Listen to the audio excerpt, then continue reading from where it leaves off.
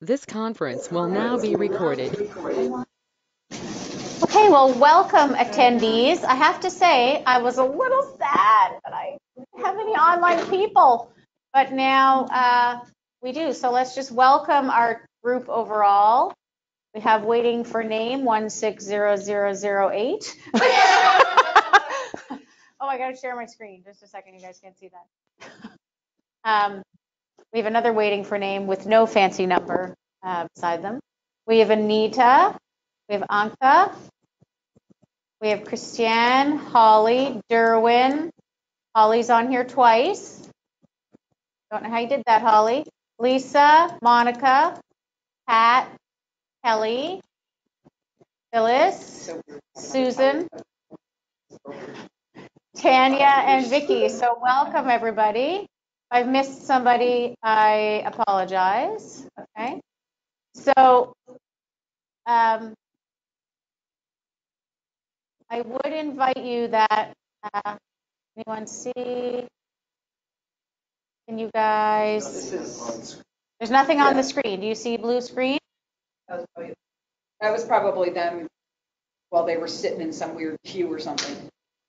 Sure, I press share screen. Yes, okay, perfect. Okay, now, when they closed my thing, we were on a roll. Oh, it is there. Okay. Anna is there. Okay, so for the people in the room, we're starting again.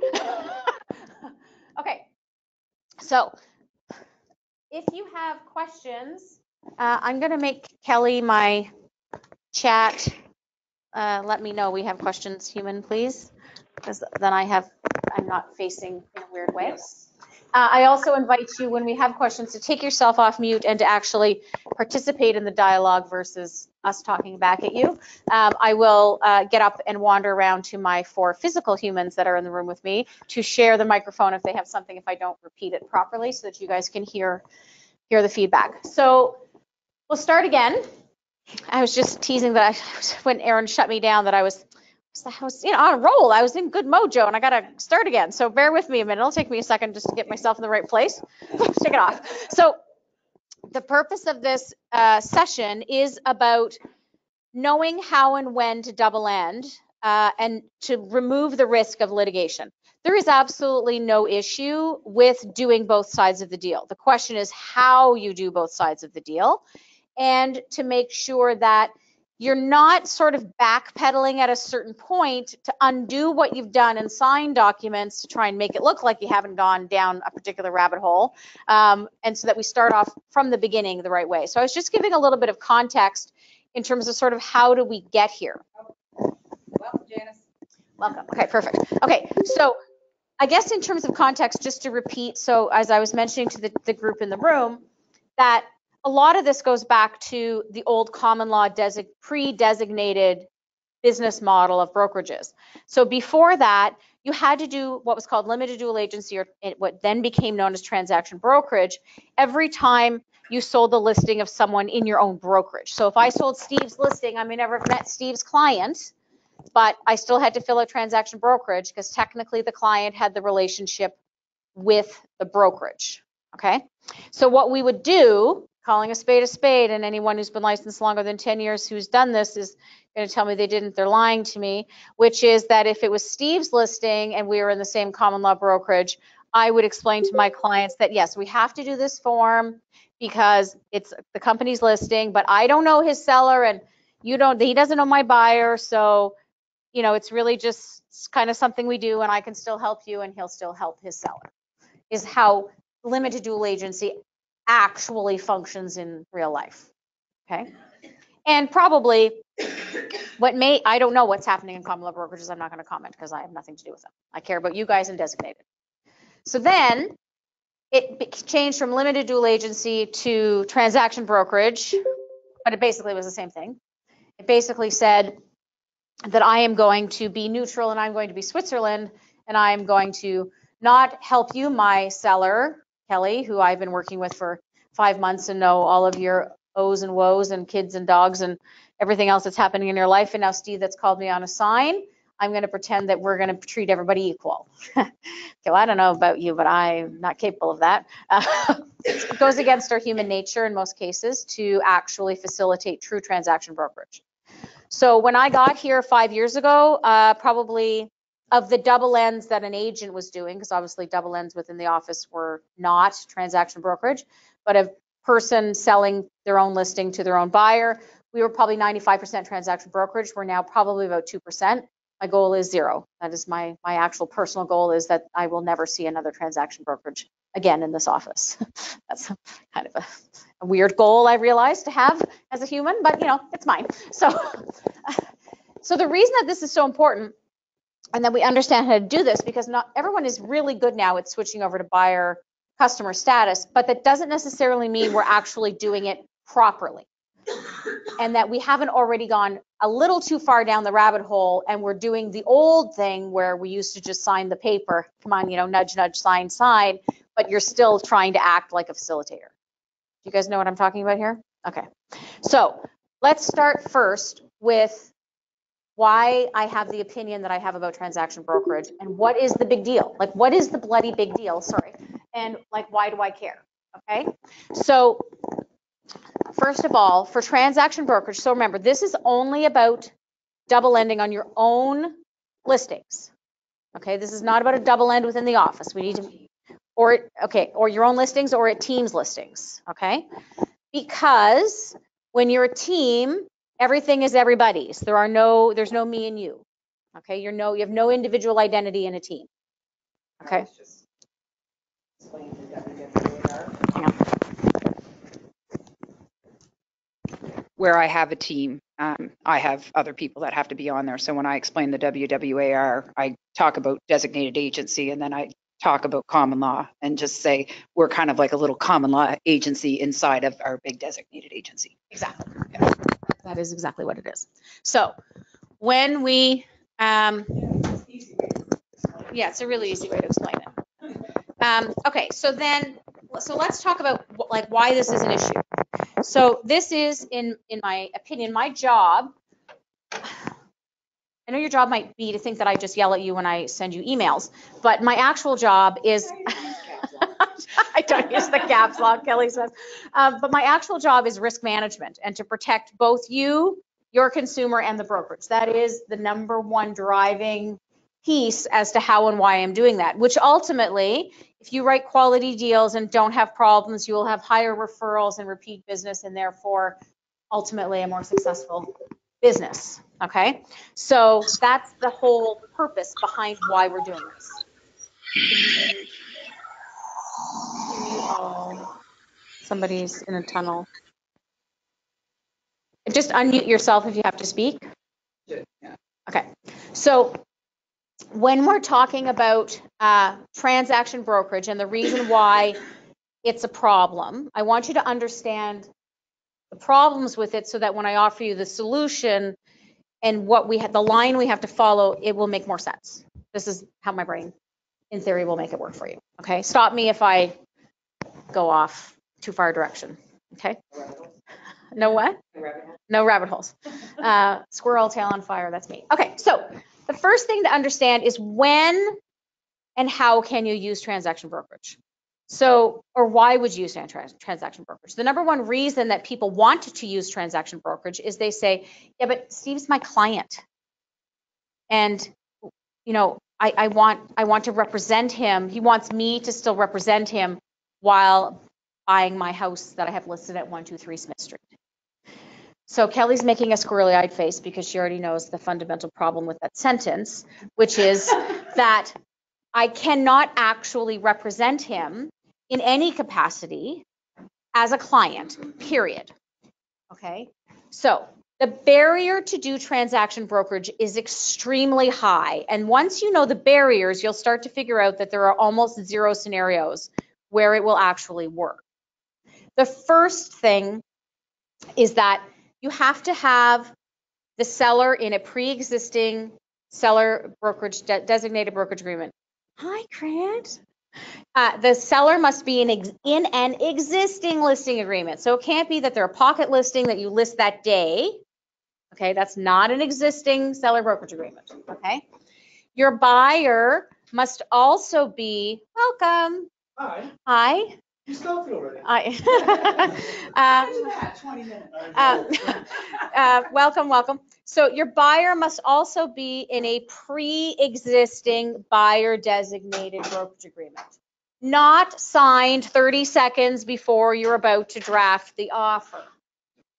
You think, I don't know, I know this is the deal, okay? Okay, and I'll just get you to keep scrolling for questions at the, thank you. Yeah, you just see the go-to. No.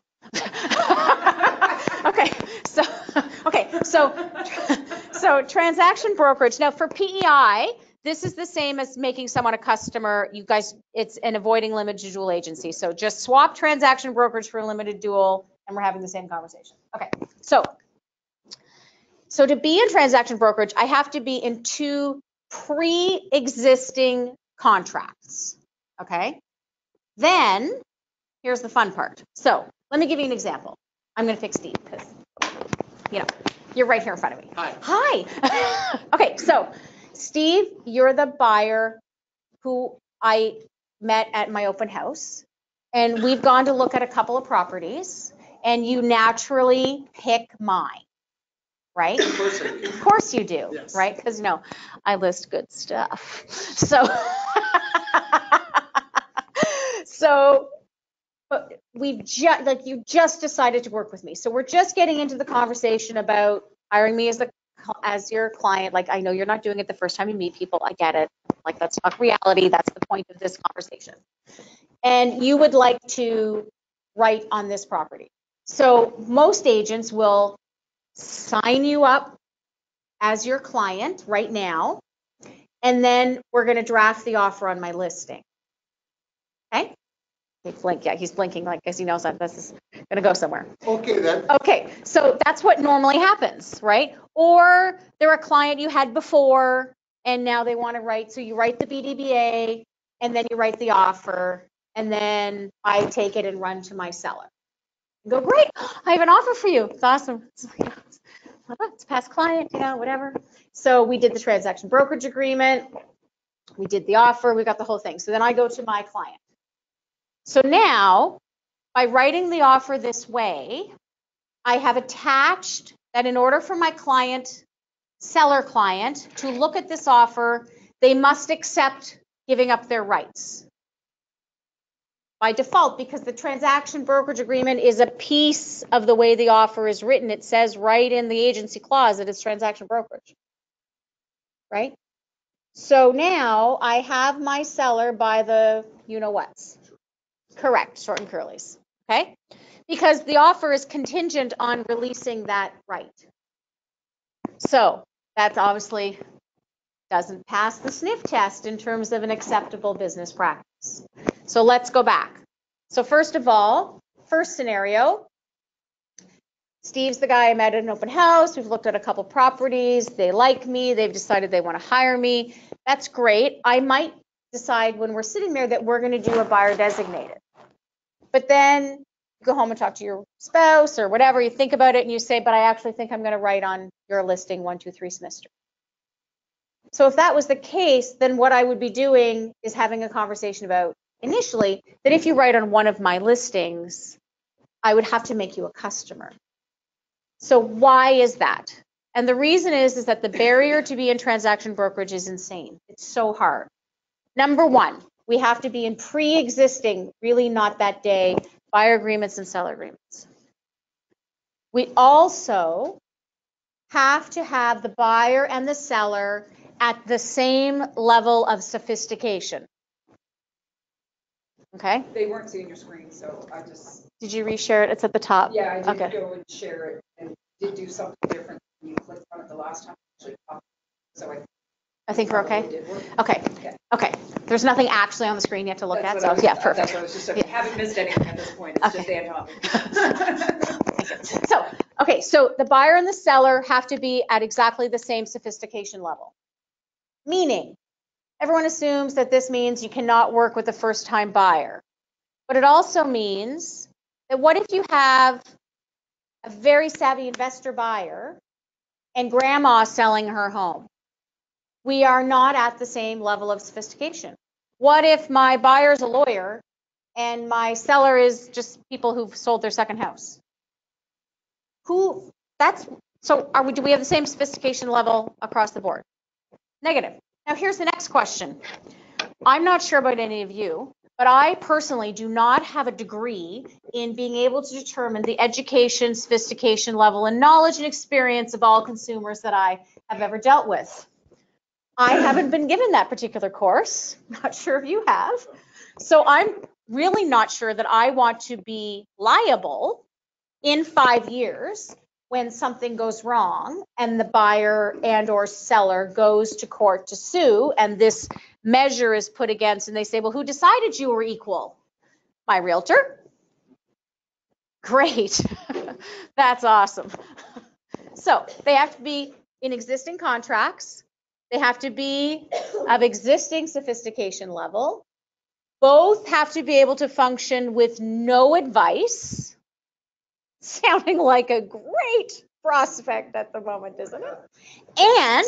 And the seller has to agree to this before you draft the offer as a buyer's agent. So this is how it's supposed to work. Steve is a lawyer. Kelly is my seller. She's also a lawyer. Okay? Right?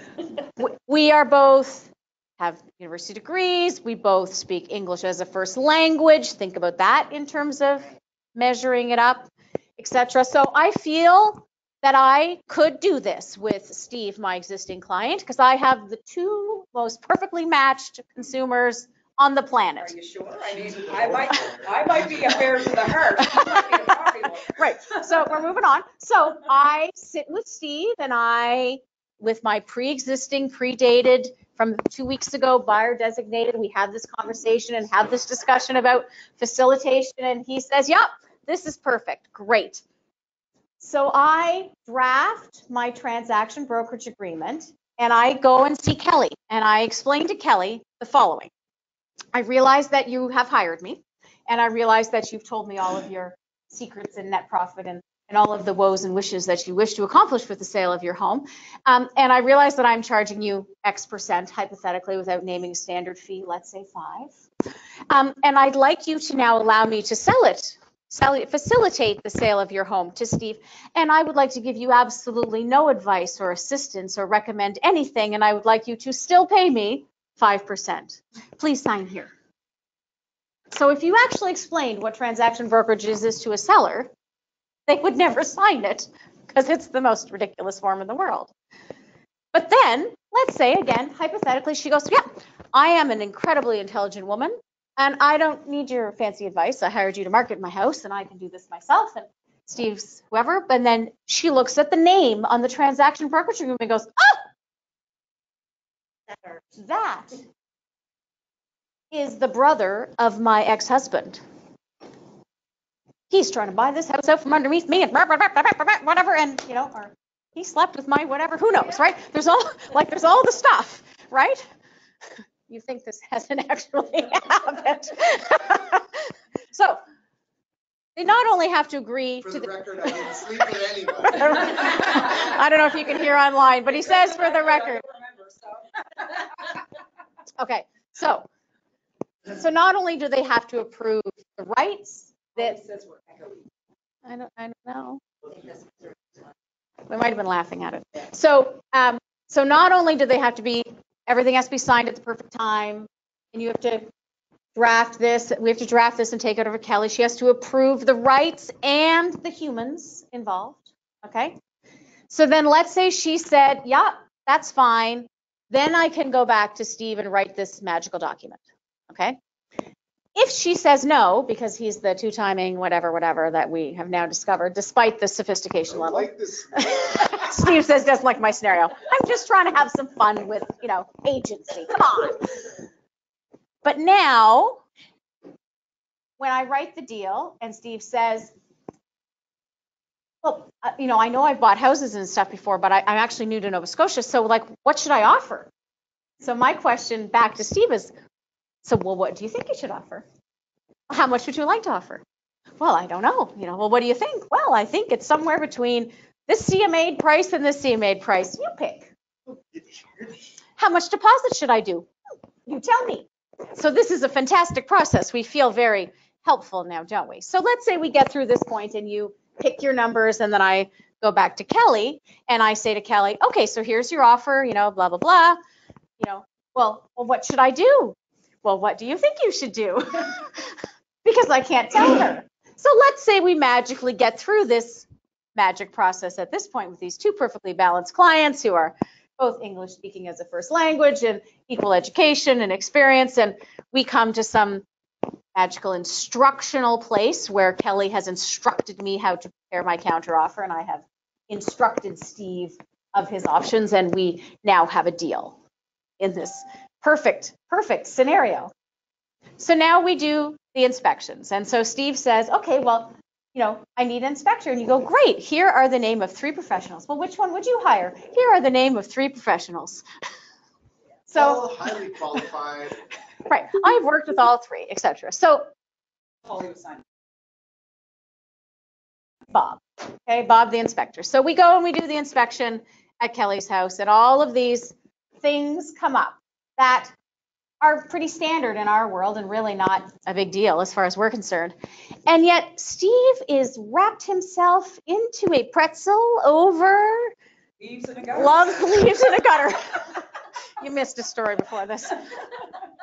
So how do I pull Steve off the ledge when I can't advise him of what he might be able to do? Or I can't calm my seller down because I can't advise her either on, what, we need to do this, we need to hire this guy, we need to get a quote, because I am a facilitator. I'm Switzerland. So now I have a seller who has no help, and I have a buyer who has no clue. And but I'm going to get paid twice. It's fantastic. It's all perfect. It makes no sense. So now let's change the scenario. So Steve is an existing buyer who is Happily married and committed. happily married and committed. And we're looking for properties, and of course he happens to fall in love with my fantastic listing. So of course we would have had this prep conversation when we signed the BDBA, right? Nod, smile at me, yes, yes, yes, about what would happen if you purchased one. And that I would then be switching you temporarily into the role of customer.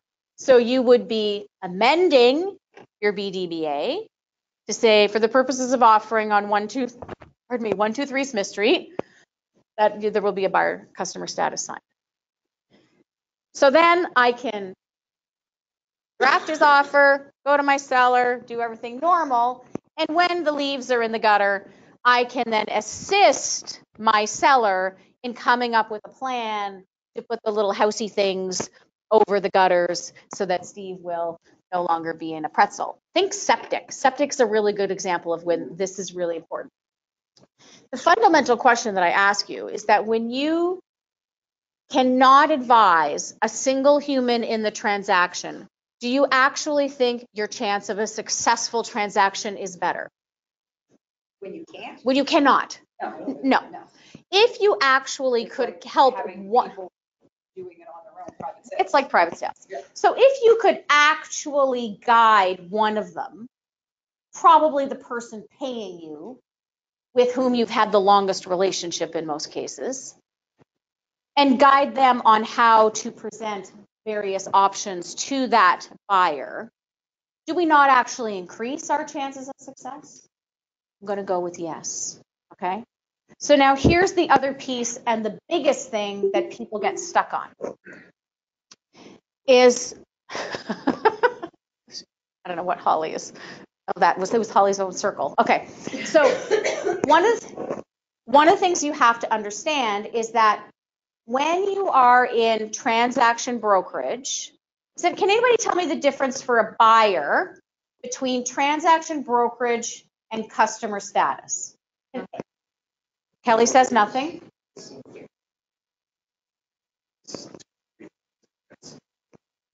Such as?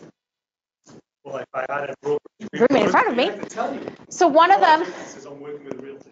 so the big difference is the confidentiality. Okay, it's really the only difference is that you're supposed to keep the secrets of the buyer in transaction, and in customer status, what they tell you can pass through. Other than that, But when, what they tell you prior to signing the customer acknowledgement, you have to continue to keep confidential, right?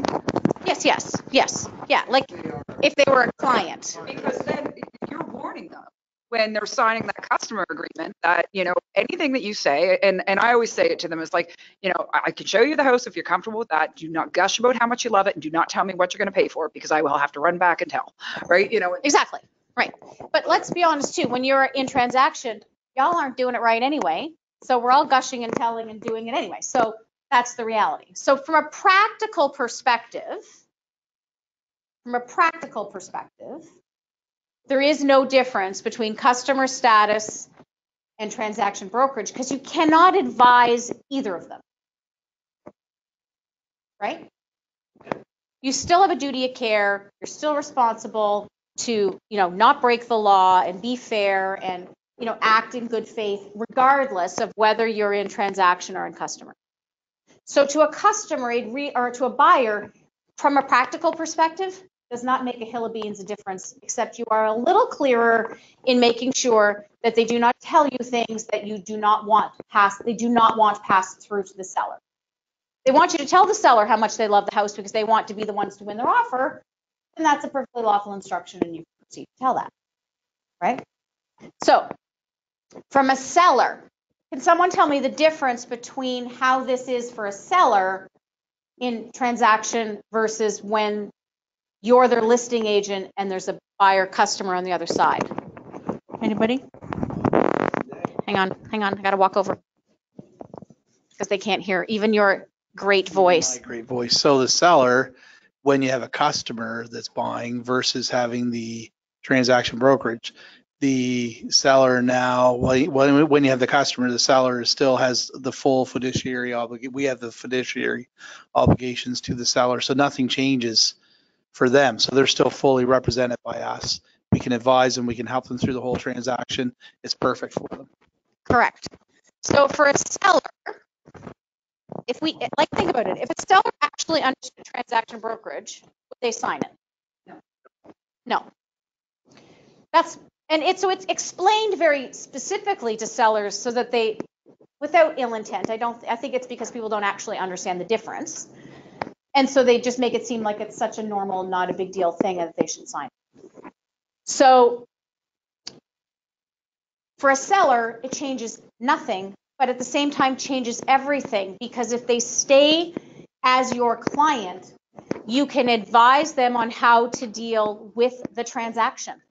When you have a buyer customer or transaction brokerage, if the septic is pooched, it's pooched, right? That material fact doesn't change. But when you're the seller's agent and you can help that seller get a quote and get the right QP in and figure out how to word a proper clause to protect them and still make sure the deal closes and doesn't hurt the buyer, do you not think that deal is going to work better? What about the buyer? So the buyer as a customer in the sense of while you're in that septic thing. Yeah. So you're going to obviously advise them to get, you know, here are 3 septic people. We need to get quotes, etc. Okay, that's not an issue. But when it comes to presenting that back to the seller and facilitating, because you're actually able to advise, because the seller's now the one paying, right? When you can't advise the party that's paying for the repair, it's very difficult to make that work, right? If you have a customer, you can give them 3 names. You don't have to just throw them to the wolves, right, and have them on the internet. You can absolutely give them 3 names. These are the 3 septic people that I've worked with for 15 years. I would like you to call them each. I would like you to decide on your own. You would like to pick. I have confidence in any one of them. You are also welcome to ask a friend or a family member or another professional for a recommendation, there's no problem with giving 3 names when you have a customer, right? No problem. But you get to draft a proper clause and discuss it and plan it and strategize based on cash flow and all those things with your seller versus just being a little bit more facilitatory. I don't think that's a word, but you know, we're going to go with it. Okay. So when we're talking about this, so the number one first piece to how to double end and not get sued is, in all honesty, always make someone a customer. The someone doesn't also have to be the buyer. This is what also muddles people. If the buyer is the first time buyer, which is not a rule, by the way, that they have to be a client, that is a myth. But if they are, and they really need help, okay? That buyer really needs help. And it's a seller who's sold a bazillion houses, it's an investment or something, and they are perfectly fine. You can terminate your listing, swap your seller into customer status and fee agreement, and work under a BDBA with the buyer. Just someone is a customer. If the seller is the most sophisticated, then they could become the customer and the buyer stays the client. Does this make sense to you guys? It doesn't happen as often, but it is entirely possible, okay? Remember that when you're switching someone into buyer status, a buyer customer status form, which I'm going to pull up in a second. I think I have, Kelly, can you tab me? Well, you got to be nice about it, okay? If you just scroll down a little bit for me, Kelly. What's that? Wait, up. A buyer customer status is property specific. Okay? It's not general. A BDBA says Nova Scotia. So that's why you can swap someone in and out. If your amendment take a buyer into customer status, you would amend it to customer status only for the purposes of offering on 123 Smith Street. And that way, if the deal does not come together, you do not need to do a further amendment to the BDBA. Richard has a question. One moment. I should have to. So you can have a client buyer signed up in a buyer brokerage agreement that you could then swap into a customer status. The deal falls and you can just carry on with your original buyer brokerage, or have I entered my buyer brokerage to put them in customer? No, because you did not terminate your buyer brokerage, you amended. You would do an amendment to the BDBA to say that for the purposes of purchasing on 123 Smith Street, buyer will enter customer status. You then do a customer status form. If that deal doesn't come together, because Kelly was very difficult to deal with, unfortunately, Stephen. So it fell apart and we ran off and bought another property. Okay. I don't need to do anything. Okay. Now, if you're a seller and you swap them out, you would have to relist them, right? Because it's terminated, because a withdrawal doesn't work, because a withdrawal holds the listing agreement contract in place. Okay. So how does like the board Wait. Commission, not the board. Well, isn't it the board that takes MLS stuff? So we have like the rule, the 2 weeks or whatever. So what happens in that case? Like if it doesn't come together, we can accept it. We can prove the exception because it was for agency. Okay. I mean, honestly, it's like 1 in 50 where it's the seller, but it can happen. Yeah, I did it once. Yeah, well, it happens. Yeah. We might be able to get away with withdrawing and then putting it back up. I can find out about that. But again, it's so case specific that just call me the situation. Okay. So let's regroup for a second. So number one, the first step is to avoid risk for you as an agent is to double end with somebody as a customer. I have to say I was extremely excited, and I know it's wrong that it excites me, that the commission has finally made the buyer customer status form mandatory. Y'all didn't know it wasn't mandatory. It's mandatory here. It wasn't mandatory everywhere. Can you believe it? You have to sign a working with the realtor. You have to sign buyer designated. You have to sign 4 pages to agree to be represented, but you had to sign nothing to say, nope, I'm good on my own. So that was not a policy we had. We're obviously allowed to make policy rules of that nature. But now, as of February 4th, the buyer customer status is actually mandatory, which changes nothing in your life because you didn't even know. But you'll see it in the note and go, what? Did we always do this? Didn't we always do this? So Kelly, you're funny. So the first piece of this is to make sure that when we're in a double end, that we are dealing with one of the humans in a customer status. I will very likely, do not be surprised if I do not put a policy in place that says that you can only do transaction brokerage with broker approval.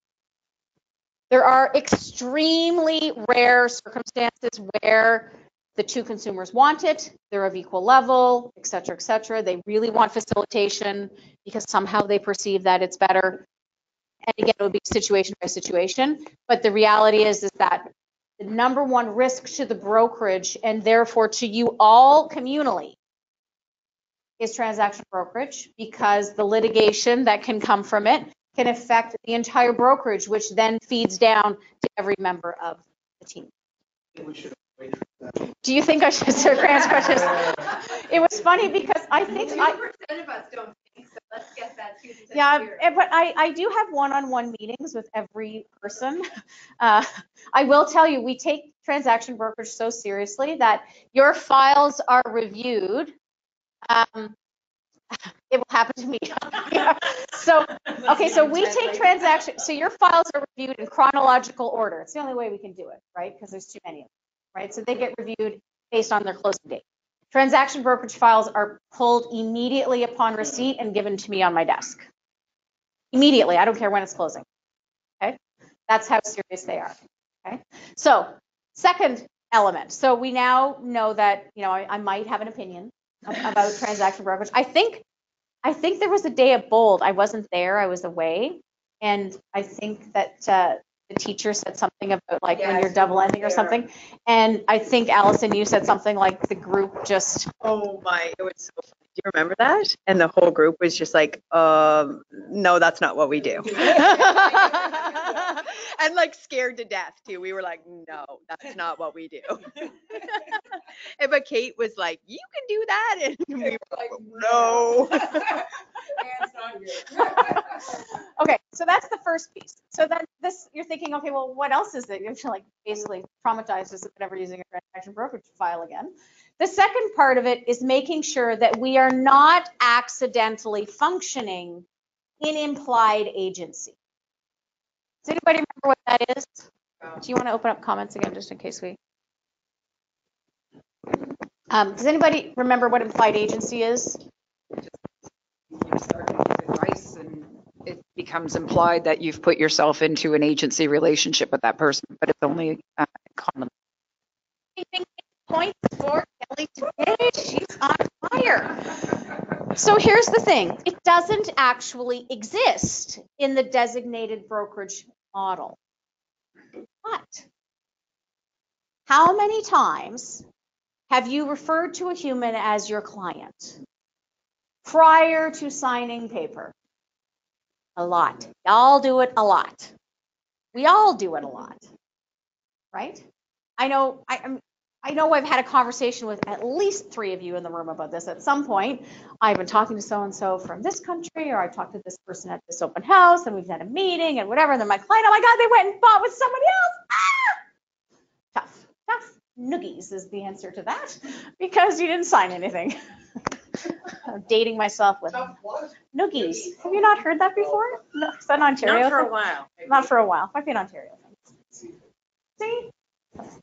No, I can say Ontario's west of here. So, anyway, so one of the things that happens is that a lot of times the biggest problem we have is not what we've signed, but when we've signed it. That we are too far down the rabbit hole in terms of what that consumer perceives you are doing. So if we're doing something and we are advising, so let's talk about what is advice. That's the other question. They're like, well, I only took them to see 12 properties. I don't think you made any comments in those 12 properties about areas, neighborhood, trades, or things that might be suitable. We're probably at the advice stage at that point, right? So now saying, well, I need you to be a customer.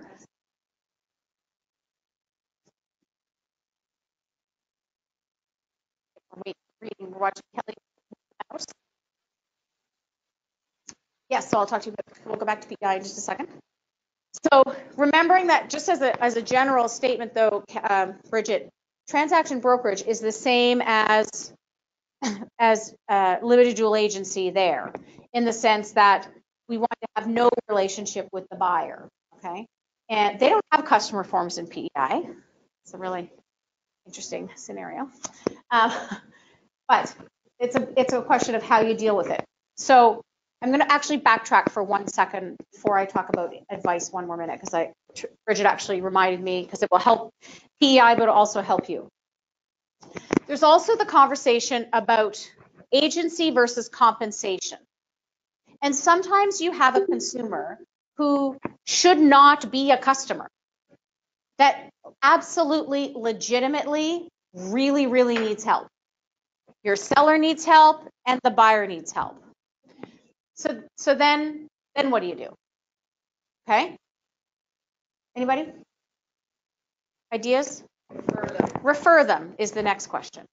So yes, when you have, now obviously we're going to refer them within KW because we are designated, so we can do that.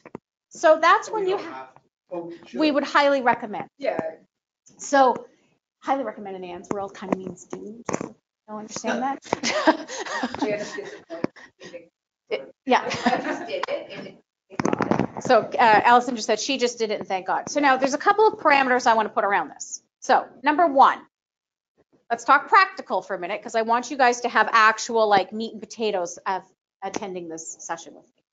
So again, we're picking on Steve. So Allison is your client. She needs some help, I'll say.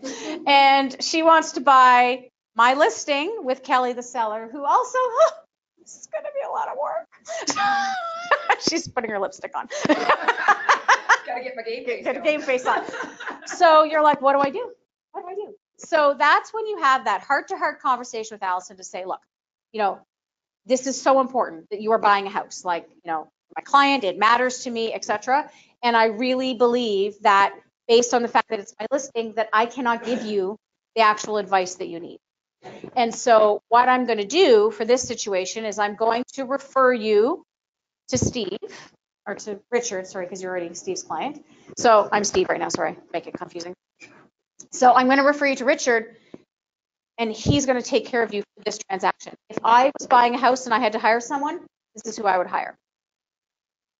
If for some reason the deal doesn't come together, then you're going to come back to me, and we're going to go shopping.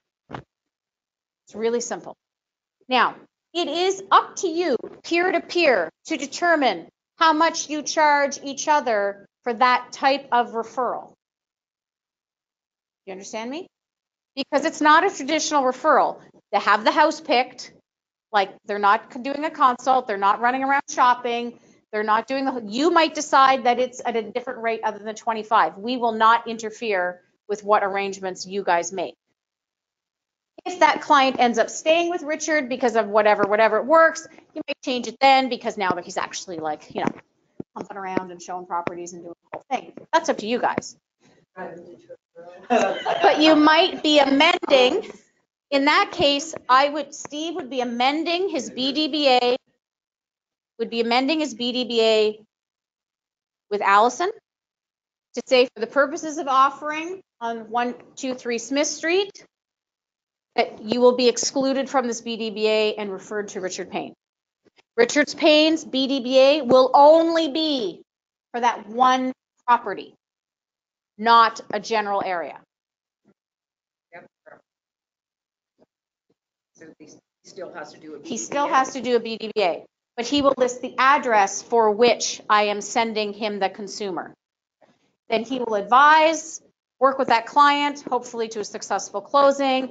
Your client still respects you because you've done the ultimate in making sure that they're looked after by saying, I Socket being Switzerland. And this is a big deal. You've never bought on Well and Septic. You're going to need advice. And I cannot in good conscience put you into a customer mode. So I made the right decision. So you made the right decision. So remember too, when you're talking about sophistication of client, you also have to deal with experience level. You could have a client who's bought and sold 10 properties, always on city services. Now they're buying something on Well and Septic with well flow recovery tests and blah, blah, blah. They know nothing. They're like a new baby client all over again. Okay? So way number one is no transaction makes someone a customer, someone. Way number two is to refer based on what you're doing. But remember, you are not giving up your client for life, right? You are referring them on a transaction by transaction basis. Please be conscious of whom you pick, not just your best buddy, but whom is actually the best fit for that client. You might have more than one partnership in the office based on geography or experience. You know, let's say, for example, Richard had never sold a condo in his life, and now your client wants a condo. Maybe he's not actually, but you're best buddies, and you know, if I have a deal, I'll send you the deal, and that kind of conversation. But if he doesn't know what he's doing on a condo, then he's no better off than the client being in a customer status. So think about the product that is applicable and whom is the best suited to serve that client's needs, or else you're not doing any favors. And you're not protecting yourself either if the referral you gave them is to someone that wasn't qualified. Does this make sense to everybody? Okay, so number one is next to the transaction, someone's a customer. Second, scenario two is that they are, poll the audience. I cannot comment on business arrangements. We are not polling the audience. Starbucks coffee and a kiss. Good answer. You can have an individual conversation with me if you would like. I am not commenting in a group on that. Okay, so I will say what a minimum expectation would be of 25. And beyond that, that is any arrangements that are made. Is an arrangement that is made between one professional to another. How about that? Is that fair? Okay, so that's number one is no transaction brokerage. Number one is no transaction brokerage makes somebody a customer. Number two is refer, but refer responsibly, like drinking responsibly. Refer to the right person who actually has the skill set, the knowledge, and the local area. So let's say, for example, I mean, I love Tammy, but I'm not sending Tammy a referral in Cole Harbour. She lives in the Valley. She doesn't know anything about Cole Harbour, right? If I have a Valley referral, she's my girl. Whoever, doesn't matter. But you understand what I'm saying? Like you have to think about local knowledge as well. And there's, I mean, you know, it just as an example, right? But again, you know, you want to think about that so that you're actually partnering correctly. Because if the conversation about this is protecting the client is the whole piece of this and the consumer, but also to mitigate risk. And so for think about any of these questions. So we're in court, because that's when we're going to have this conversation. And Richard referred me to Allison, who has never, ever sold property on Well and Septic. And that's what you sent me to buy. And she's the one giving my advice. She's never seen a well flow recovery test, nor does she know what one is. And she's telling me that someone told her to get me one, and she's going to get me one on my dug well. So, okay, hang on one second. We'll come right back to that. Okay. So now we're sitting in court, and Richard's being sued, as is Allison. And your defense is, well, I didn't double-end it, I referred her. Great, perfect. So you have 170 agents in the office. So who did you pick? Picked my buddy Allison. She sells in Fall River. She said she could do it, right? That is not going to work. Is there a phone ringing, or am I losing my mind? Okay. Okay, so I want you to think about that as your second piece. Okay, so the third element is getting into the element, and I'm just going to come back to Bridget, but I have to make sure I tell you the third element so I don't forget it, and I'll come back to it, is to make sure that we are not down the rabbit hole of advising when we shouldn't be. Because that's the other thing that'll get you into hot water, is that you're actually functioning in implied agency. So Bridget's question, we have customer status here as well as buyer, seller, IDA, which is, oh my God, my brain just turned off. Limited dual agency, that's an L.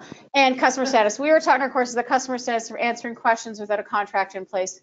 Maybe if you could explain, we are never using it here. Okay, so that's really common in provinces that don't have designated and are still stuck in the limited dual agency. It's an education conversation. So when you're answering questions or you want to put in your agency arrangement that you're only representing one, customer status is no different there than it is here, in that you are establishing that your loyalty and duty of care belongs to the one party versus the other, right?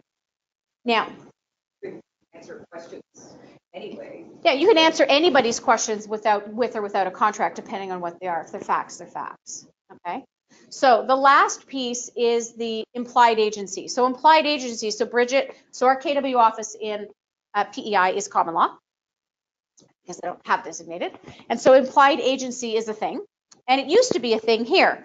So anybody who's been licensed longer than about 10 years lived in the common law world. And basically what it was that if I start working with you and show you a few properties and you think I'm nice and I think you're nice, then we keep going. And at some point, I am in what's called implied agency, just because of the actions and the conversations that we're having and that we're doing, okay? So what happens is it designated, a lot of people still think that implied agency is a thing, or that you're kind of in an agency relationship. We just haven't quite signed the paperwork yet. So what you have to understand is that designated is a legal step up and out of common law itself, not a common law model, the actual law, common law, which is the law of the land. So we are creating rules that are separate and apart from the way that the province is governed, which is under British law, which is common law, in order to function in designated. And so if you're going to step up and aside of the way the land of the law works, or the law of the land works, to sign paper, is basically what designated means. There is no agency relationship at Keller Williams that is not signed, period. It's not allowed in any designated agency.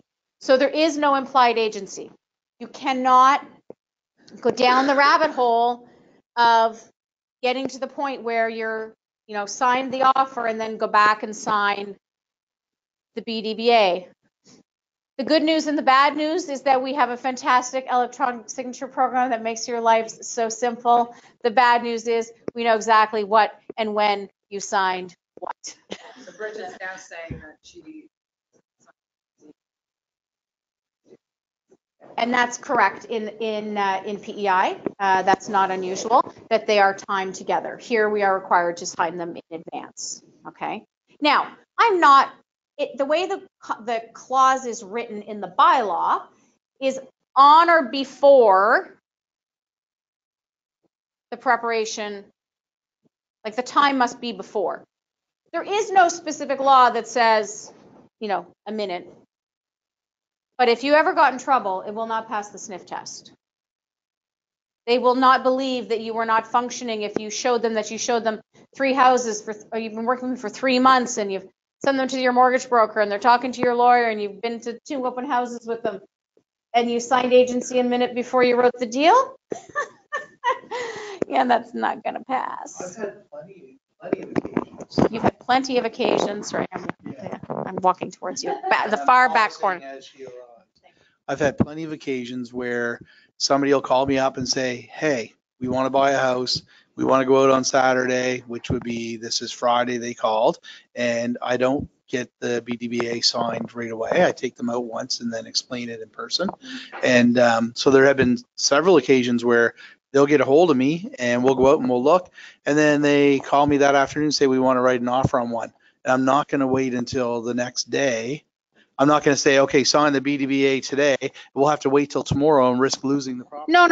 I'm talking about you've been out with you've been legit working with your buyer for like 3 months. You're like, You were out, you've looked at 10 houses, you've sat at the kitchen table, you know, you've done all of that stuff.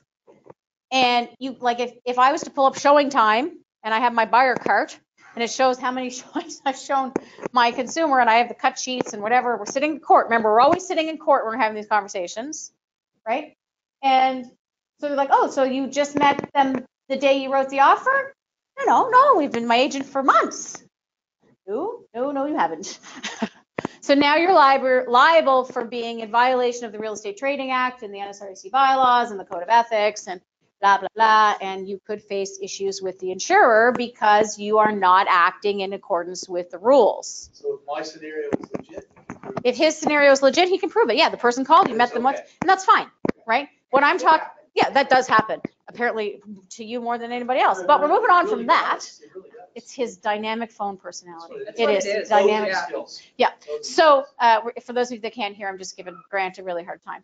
So for the rest of the normal humans, where they might slog a little longer before they write the deal, I'm not suggesting, and no one at the commission is suggesting that, you know, it's like, hi, how are you? Would you like to sit down and tie yourself to me contractually for the next 6 months to a year before I show your property? No, nobody's saying that. You might show them 1 or 2 free, then you start to talk about pre-approval and you're partnering them with your mortgage partner. Would that not be advice? Yes. Just throw that. Please use my guy. He's the best guy. Right. Need a BDBA.